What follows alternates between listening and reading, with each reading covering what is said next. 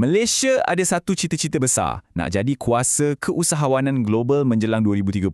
Bunyinya hebat kan? Tapi, apa sebenarnya yang diperlukan untuk sampai ke tahap tu? Baiklah, untuk jawab soalan tu, jom kita bedah siasat sikit rangka tindakan rasmi negara ni.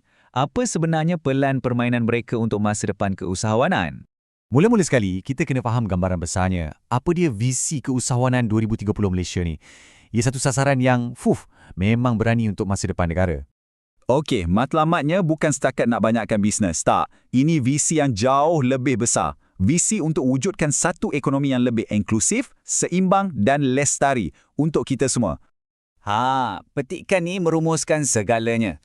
Aspirasi yang tinggi macam ni, ia ibarat tapak permulaan untuk satu perubahan strategi yang sangat besar bagi negara kita. Tapi sebelum kita terbang tinggi dengan visi ni, jom kita cek realiti dulu. Kat mana sebenarnya kedudukan Malaysia sekarang? Data yang ada ni ceritanya agak menarik dan boleh dikatakan kompleks.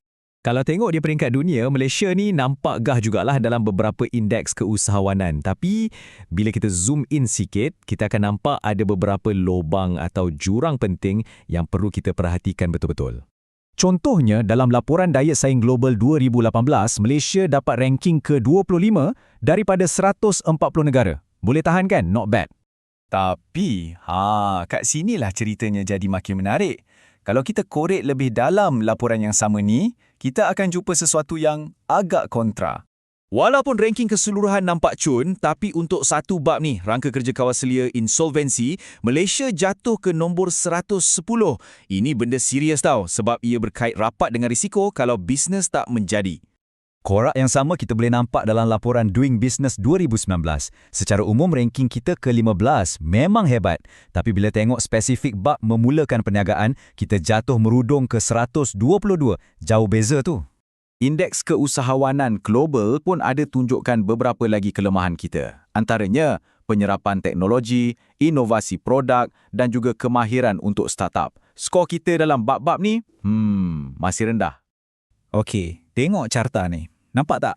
Sumbangan PKS kita kepada ekonomi negara atau KDNK masih jauh di belakang kalau nak bandingkan dengan jiran kita, Singapura, apatah lagi gergasi ekonomi macam Jerman. Jadi, dengan semua cabaran ni, apa tindakan Malaysia? Inilah jawapannya. Kerajaan dah bangunkan satu plan tindakan komprehensif, iaitu Dasar Keusahawanan Nasional 2030 atau senang kita panggil DKN 2030. DKN 2030 ni kita boleh anggap ia sebagai game plan jangka panjang. Tujuannya apa? Untuk tampal segala jurang yang kita bincangkan tadi dan untuk bina satu ekosistem keusahawanan yang menyeluruh dan terbuka untuk semua.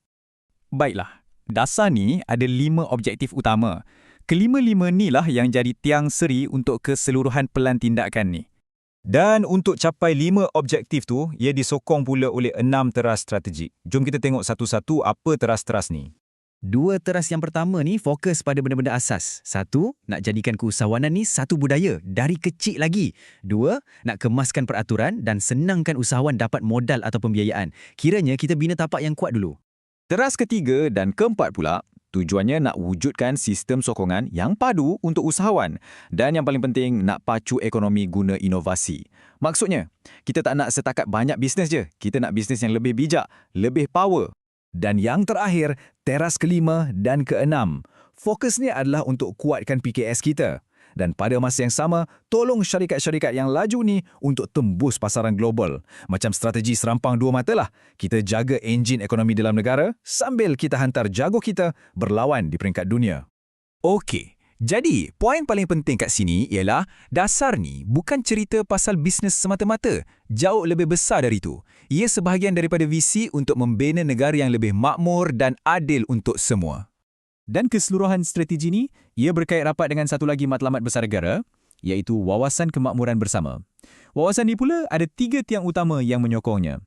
Jadi, 3 tiang utama Wawasan Kemakmuran Bersama ni, apa tujuannya? Senang cerita, ia nak pastikan pertumbuhan ekonomi kita ni laju, tapi pada masa yang sama, hasilnya dapat dirasai oleh semua orang, tak merosakkan alam sekitar dan diagihkan secara adil. Tak ada siapa yang tertinggal. Jadi, dengan adanya pelan yang nampak begitu lengkap ni, persoalan besarnya tetap sama. Mampukah Malaysia capai cita-citanya untuk jadi kuasa keusahawanan sejati? Pelan ni memang sangat bercita-cita tinggi. Dan percayalah, seluruh dunia akan memerhati sama ada peta jalan ini berjaya bawa Malaysia ke destinasi 2030-nya.